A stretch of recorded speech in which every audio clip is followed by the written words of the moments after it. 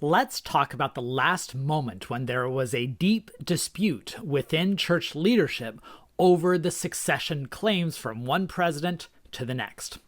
Today, the Church of Jesus Christ of Latter-day Saints takes pride in how unsurprising the next presidential appointment and restructuring of the First Presidency is. It's something that's seen as an anchor in a world of chaos, bringing stability and tradition and not causing any disputes or disagreements. But that hasn't always been the case. In fact, succession was a point of confusion and debate within church leadership throughout the 19th century, even beyond the original succession crisis of 1844, which I've done a previous video on.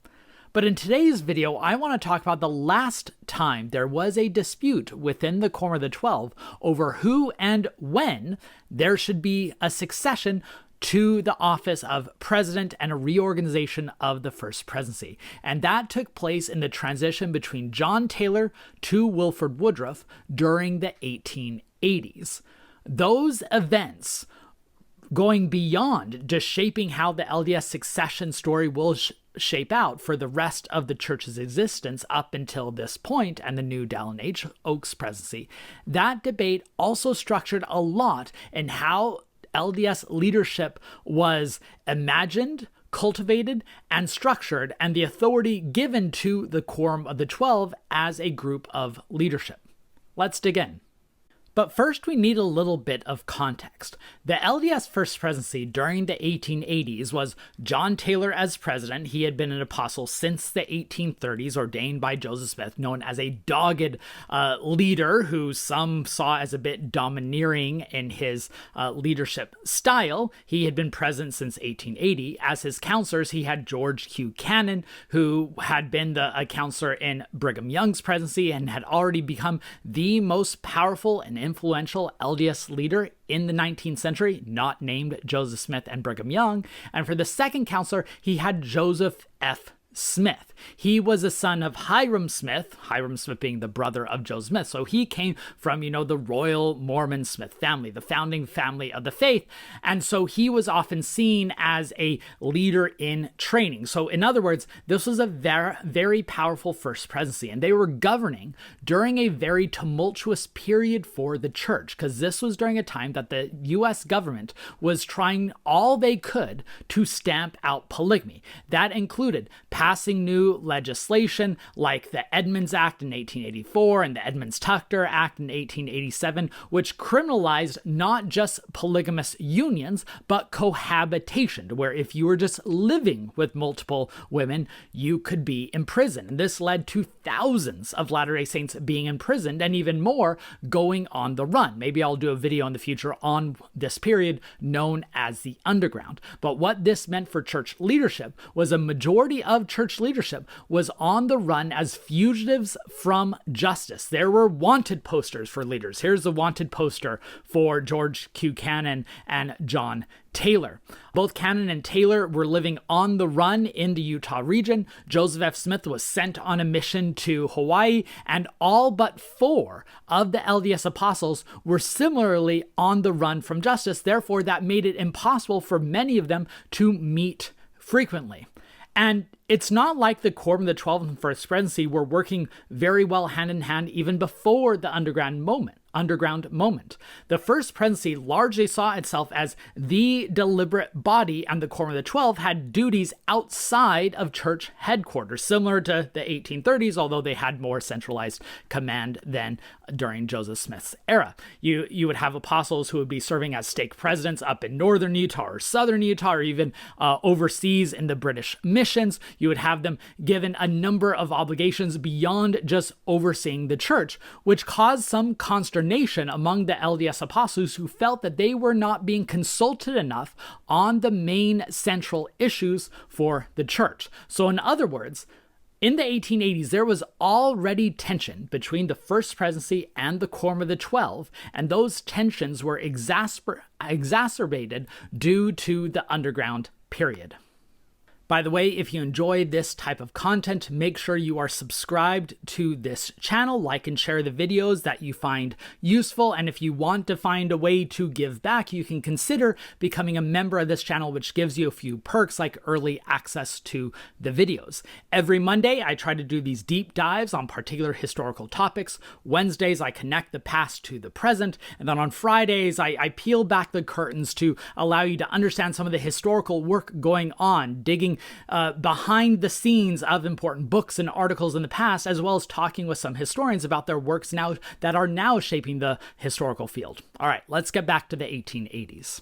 So given those tensions that were already percolating, which I already outlined in this video, when John Taylor died in hiding in July 1887, many of those tensions were brought to the surface. For starters, very few of the Quorum of the 12 Apostles knew that John Taylor was in poor health. Taylor and the First Presidency, notably George Q. Cannon, chose to keep that information from the Quorum of the 12 for a number of reasons. So it surprised the Quorum of the 12 when they found out that John Taylor was on death's door and when he passed, which only led to more distrust for leadership. And there was a deep divide between the George Q. Cannon, representing the old guard in the church, and a lot of these new apostles who were wanting church structure and leadership to operate in a different way. I could name a number of them, but let me highlight four that represented the new age of church leadership: Heber J. Grant, Moses Thatcher, Francis Lyman, and John Henry Smith. All of them have been ordained to the apostleship just in the last decade or so, and all of them were upset that the First Presidency was not consulting the Quorum of the 12 on all the important matters.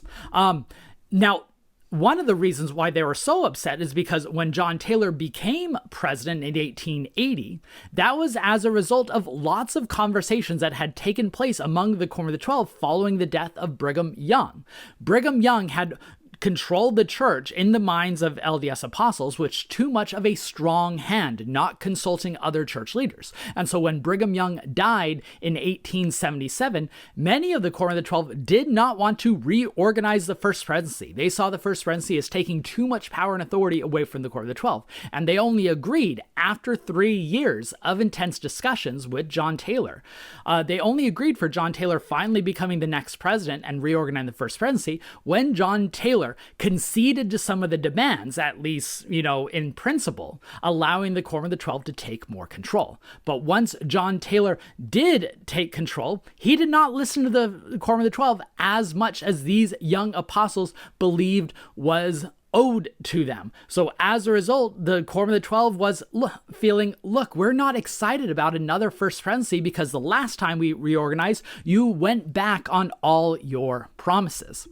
Adding to that distrust was friction between these younger apostles and George Q. Cannon. As I mentioned before, Cannon had become the most powerful figure in the Mormon universe during the 19th century, not named Joseph Smith or Brigham Young. He was the church's unofficial delegate. He was the Utah territorial delegate for a while. He was the person whose fingers were touching all different aspects of the faith, and the Quorum of the 12 believed that he was hogging too much power. Adding to their anxiety was George Q. Cannon's brother, Angus Cannon, was the stake president in Salt Lake City, who often gave the cold shoulder to visiting Quorum of the 12 apostles. They would often write in their diaries how they felt that the entire Cannon family was not respecting the Quorum of the 12 authority, causing this rivalry between the Cannons on one hand and the young apostles on the other.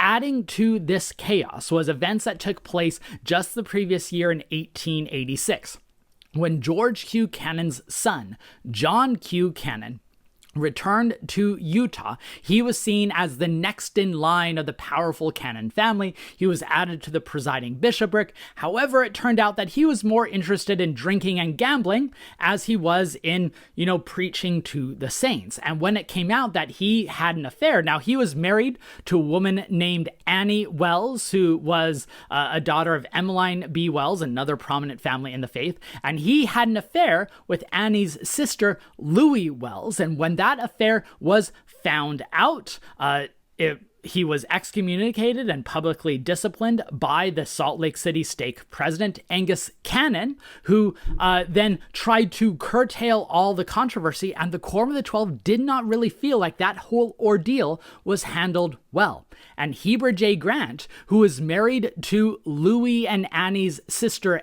Emily Wells, took that slight personally. They believed that the canons were up to no good. By the way, I may do a video at some point on that whole Cannon and Wells controversy and saga, because it is quite fascinating. But to summarize all of that, a lot of the younger members of the Quorum of the 12 did not feel that the First Presidency was properly listening to them, and they had special distrust for George Q. Cannon. So with all that anxiety and distrust going on, when John Taylor died in July of 1887, there were many members of the Quorum of the 12 who were not excited about just once again rubber stamping a new First Presidency. There were some within the Quorum of the 12 who weren't even sure that the succession process that had been followed in the previous 2 times needs to be repeated for a third. Now, Latter-day Saints today take for granted that the most senior member of the Quorum of the 12, the person who had served in the Quorum of the 12 the longest, will become the next president. But that was tradition. That was not something that was clearly spelled out. So we have from those apostles' diaries in 1887, them raising questions of, okay, maybe it worked for Brigham Young, maybe it worked for John Taylor, but does the next presidency really have to fall to Wilford Woodruff, the next senior member in the Quorum of the 12? Some wondered, well, maybe it should just be the Quorum of the 12 who decides on the next president from someone among the Quorum, and then that decision is sustained by the leadership. Others wondered, well, maybe we finally have a Smith who's old enough and seasoned enough to be church leader, Joseph F. Smith. Maybe we should return that mantle back to the Smith family. Heber J. Grant, Moses Thatcher, John Henry Smith, Francis Lyman, all of them are asking those questions to one another. In fact, at one point, Heber J. Grant writes a long letter to Wilford Woodruff asking, are we sure that succession has to work that way? What if we give it to someone who's younger, who has more fresh perspectives, who's willing to have more delegation with the Quorum of the 12? What if we appoint a younger president like Joseph F. Smith as the president instead of you? It was a pretty audacious letter to write to the man who was expected to become the next president, but Heber J. Grant was not someone who shied away from those types of things.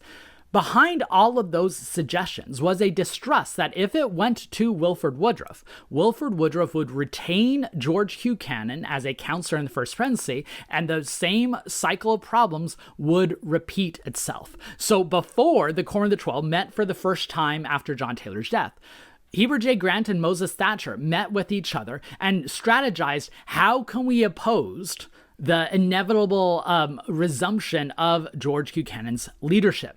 They even spread a rumor among the other Quorum of the 12 of maybe we should consider other options.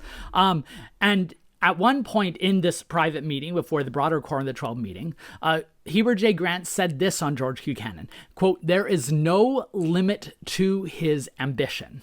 In other words, they need to stop it before George Q. Cannon became the primary driver for several generations of the church. Now, Woodruff ends up meeting with Heber J. Grant several times, and Grant asked him point blank, would you support Joseph F. Smith becoming the next president rather than you? Now, Woodruff, being an old-time apostle, he insisted that the succession issue was settled, that it had to be the senior member of the Quorum of the 12. But, and this was crucial, he was not as dogmatic about it as he could have been when talking to Heber J. Grant, which meant over a series of discussions, Grant was eventually convinced by Woodruff that Woodruff was the right man to lead the church. But at first, those tensions remained when the Quorum of the 12 finally met for the first time together in August of 1887, the first time the entire church leadership had met together for a long time given the underground period.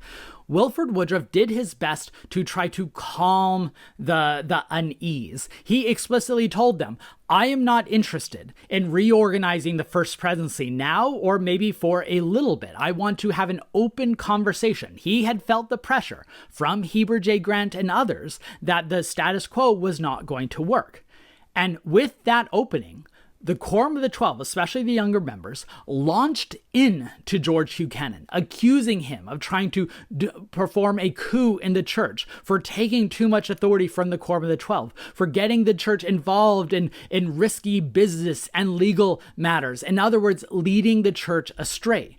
And that process of the Quorum of the 12 gathering together, opening up the floor, and lots of accusations being leveled at George Buchanan, continued several more times over the next year. By March of 1888, so several months after this had been taking place, Wilford Woodruff felt, okay, we've had enough discussions. Maybe now's the time to reorganize the First Presidency. And he did not get a majority vote.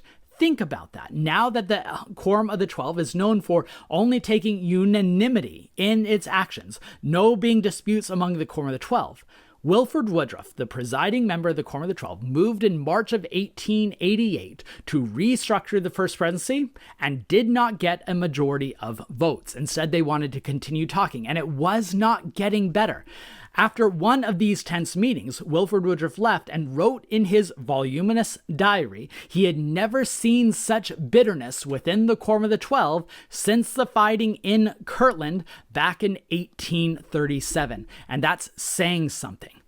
But after a series of meetings over a number of months, Wilford Woodruff finally won enough support. Lorenzo Snow, another senior member of the Quorum of the 12, took Heber J. Grant under his arm and tried to teach him that he was bringing too much discord to the Quorum. And so in April of 1889, Wilford once again moved to reconstitute the First Presidency. This time he got a majority support and he restructured the First Presidency. Here you see the photograph with him, George Buchanan, once again as first counselor, and Joseph F. Smith as second counselor. So let's talk about a few of the lasting legacies that come from this episode, because beyond just being a fascinating story, it had some lingering consequences. First, Wilford Woodruff, who was so wounded by the entire process, he told the Quorum of the 12 that he wanted one of his legacies to be the end of those disputations over succession, and that when he died, his successor, who would eventually be Lorenzo Snow, would immediately go to the First Presidency. And so it was. After Wilford Woodruff died, it within a matter of days fell to Lorenzo Snow, who reconstituted the First Presidency without any major lingering issues. And so it has been ever since then, up until Dallin H. Oaks, who, as soon as Russell M. Nelson passed away, it was just a matter of time before Dallin H. Oaks would be the next president and structure his new First Presidency. The second major legacy that came out of this was a lesson that transcended just the succession debates within the Quorum of the 12. It strengthened the Quorum of the 12's position within church leadership. Wilford Woodruff gave into the demands of the younger members of the Quorum of the 12, granting them more authority and more voice in centralized church governance. In other words, there was no longer as much of a distance between the First Presidency and the Quorum of the 12, which was in part why there has not been any disputes over succession in the future, because they have a much better working relationship. And one final legacy I want to discuss, and this comes directly from Heber J. Grant. Heber J. Grant would later say that he regretted his actions during those tumultuous 21 months from 1887 to 1889, where he raised a lot of questions over succession, believing that he had broken the decorum necessary for Quorum of the 12 union. He even cut out some of the passages from his diaries that he felt were especially bleak, which is why we're grateful to have lots of documentation to be able to fill in those gaps. And from that time on, he and other apostles emphasized the importance of the Quorum of the 12 working well together so that they will never face that type of crisis again. If you want to learn more about this fascinating episode, I strongly recommend an article by Ronald Walker titled Grant's Watershed. Here is what the article looks like. It digs into all these issues and more and provides some background based on the records kept by the apostles themselves. I hope you found found this video useful. I think it's not just fascinating, but it's revealing, and its consequences are quite substantial. If you likewise found it interesting, please like the video, share it with others, subscribe to the channel if you haven't yet, and consider becoming a member. History has never been more relevant than it is today because it gives context to these things that we might take for granted, showing that they have not always been the case, and perhaps leaving us to ask questions about why not or what might happen in the future.